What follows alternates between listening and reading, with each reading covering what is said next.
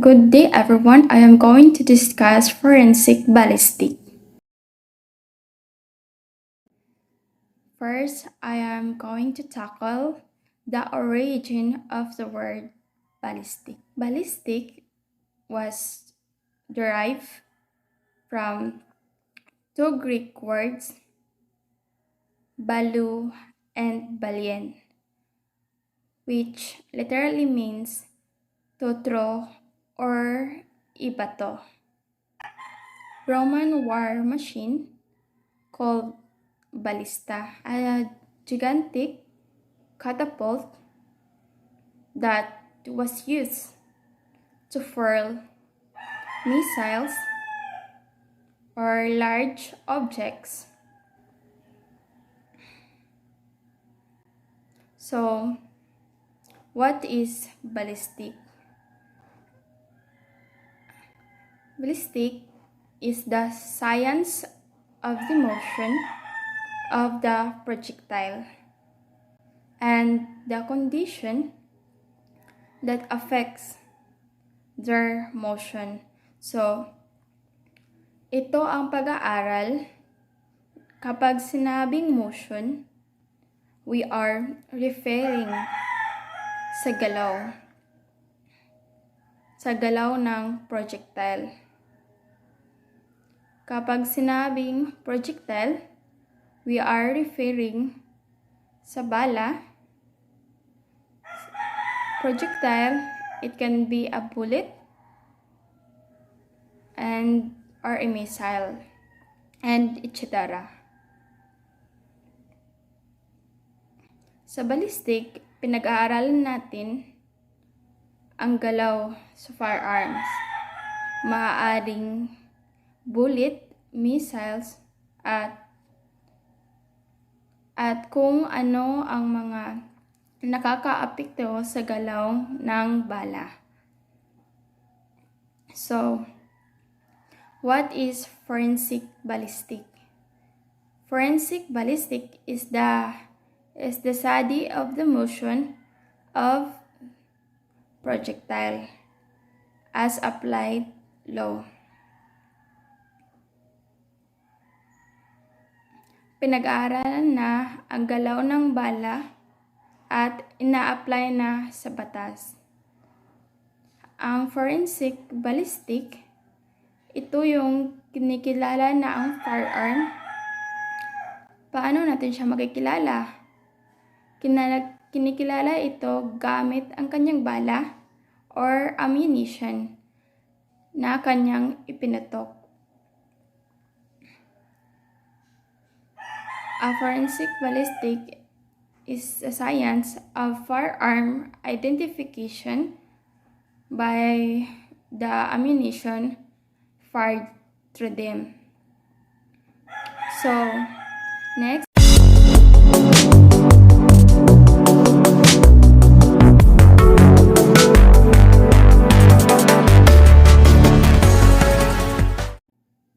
There are three types of motion, which is direct, rotatory, and translational.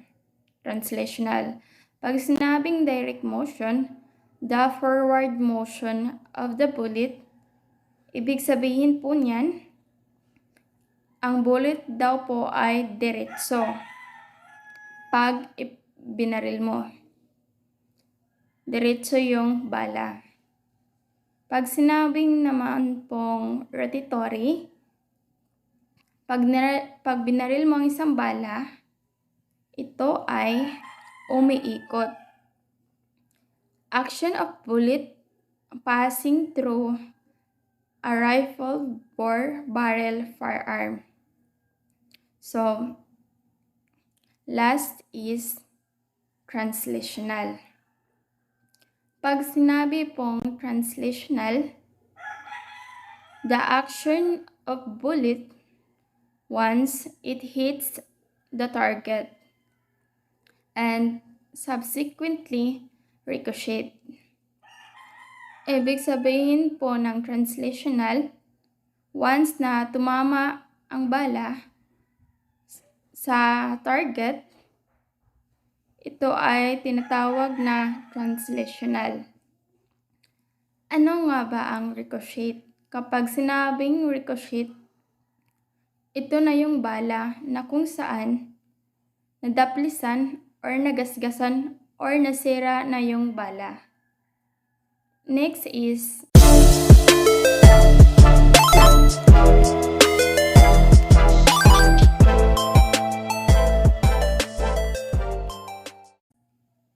branches of ballistic. There are 4 branches of ballistic. Ano yung 4 na branches ng ballistic? Meron tayong internal, external, and transition, terminal ballistic. So, sa internal, it is the motion of projectile while it is still inside the firearm. Ang ibig sabihin niyan, ang internal, pinag-aaralan natin lahat ng sa loob ng isang barel. Ang tawag po doon ay internal ballistic.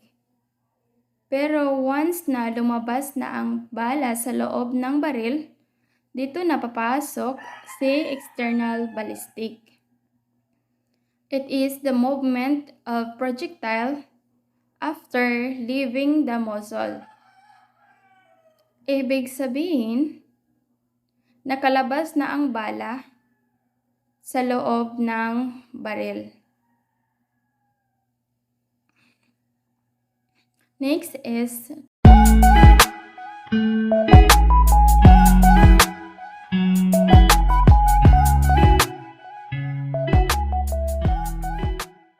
transition ballistic. It is the study of the projectile behavior when it leaves the barrel and the pressure behind the projectile is equalized. Next is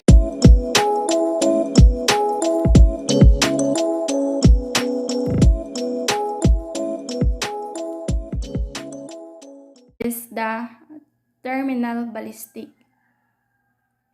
It deals with the effect of the impact of projectile on the target.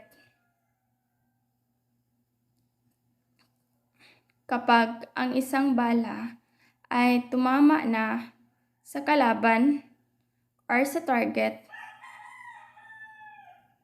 ito ay papasok na sa terminal ballistic. Next is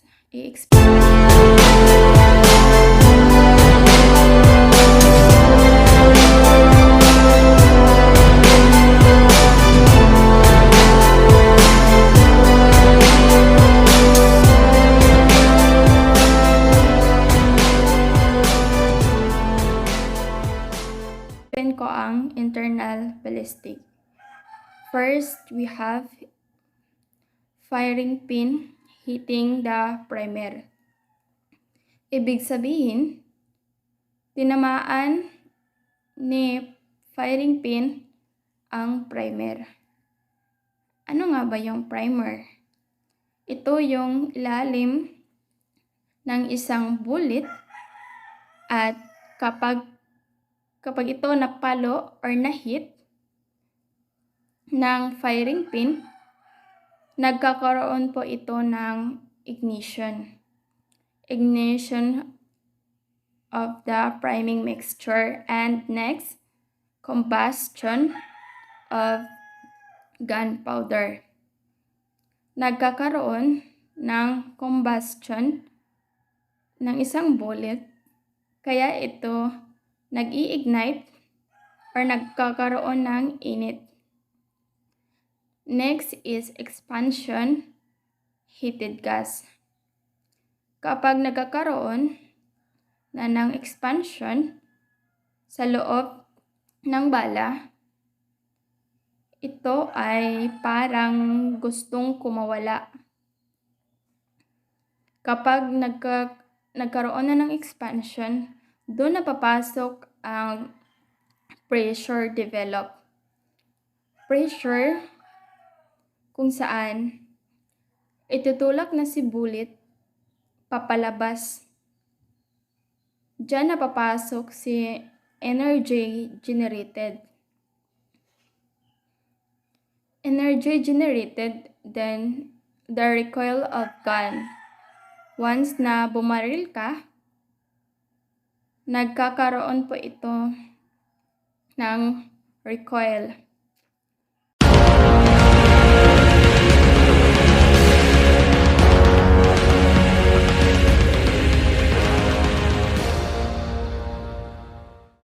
Ano nga ba ang recoil? Recoil is ang pag-bouncing back ng isang barrel. Ibig sabihin na kapag tumira ka, bumabalik paatras. Velocity of bullet while inside the barrel.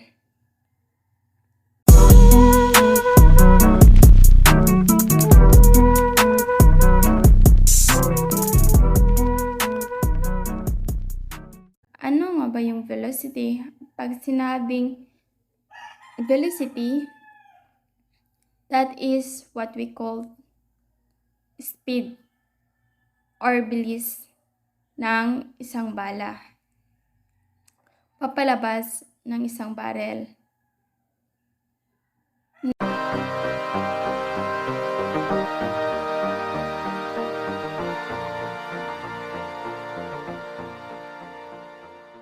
Next is the rotation of the bullet.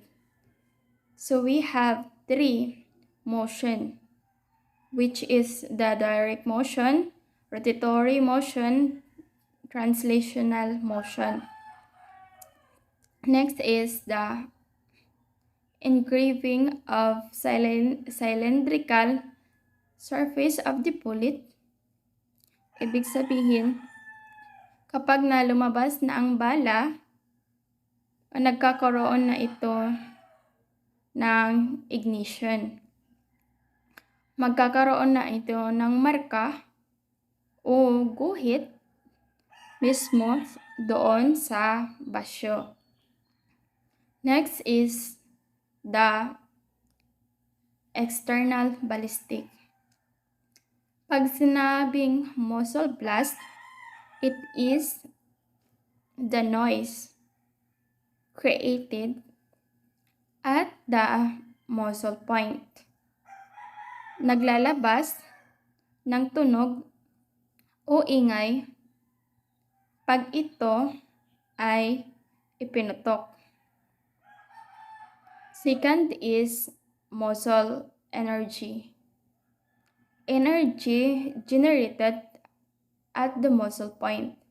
Ibig sabihin, ang bala daw ay nagkakaroon ng enerhiya, kaya ito lumalabas. Next is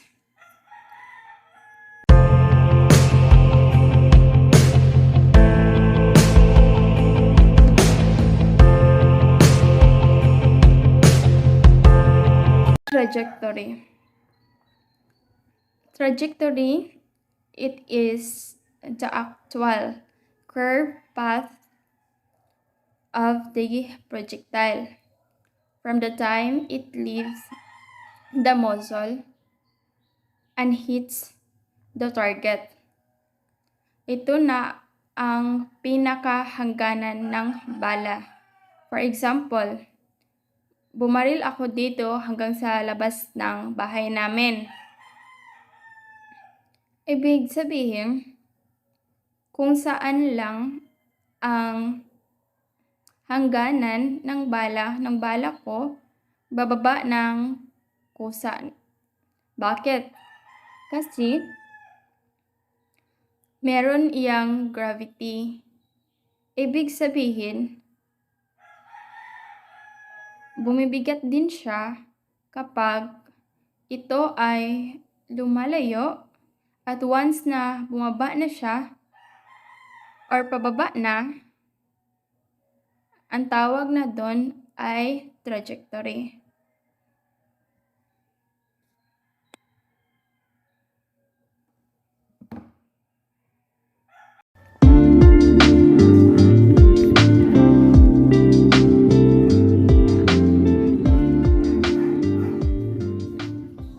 Next is the range.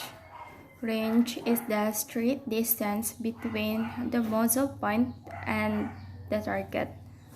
So, ang range is ang distansya between muzzle point at sa kanyang target. We have accurate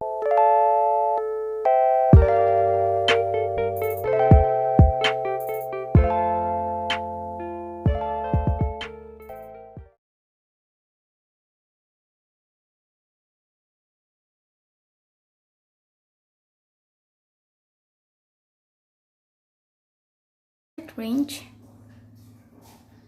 Accurate range is the distance within the shooter has control of his shots, meaning he can place his shots at the desired spots and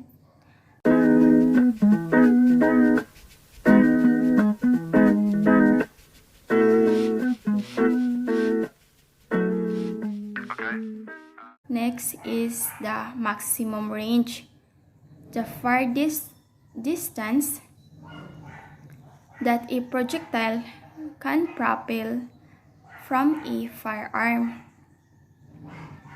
And number 5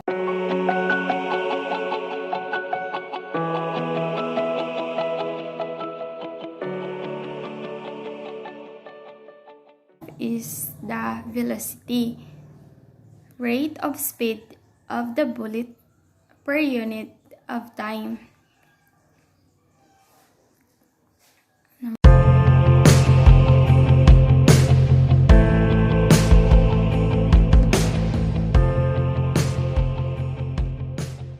Number 6 is the air resistance. Resistance encountered by the bullet while in flight. So, ang air resistance is ito yung na-encounter ng bullet pag may hangin. So, pag may hangin, pag tumira ka, hindi mo talaga siya masasapol yung target mo kasi dahil sa air resistance. Next,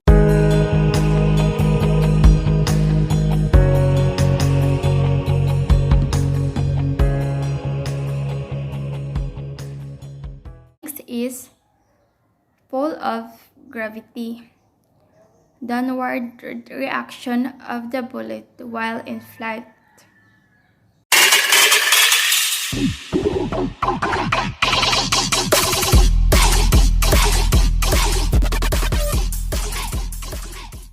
Number last is the penetration depth of entry on the target. Penetration is kung gaano siya kalalim yung naging tama mo sa target.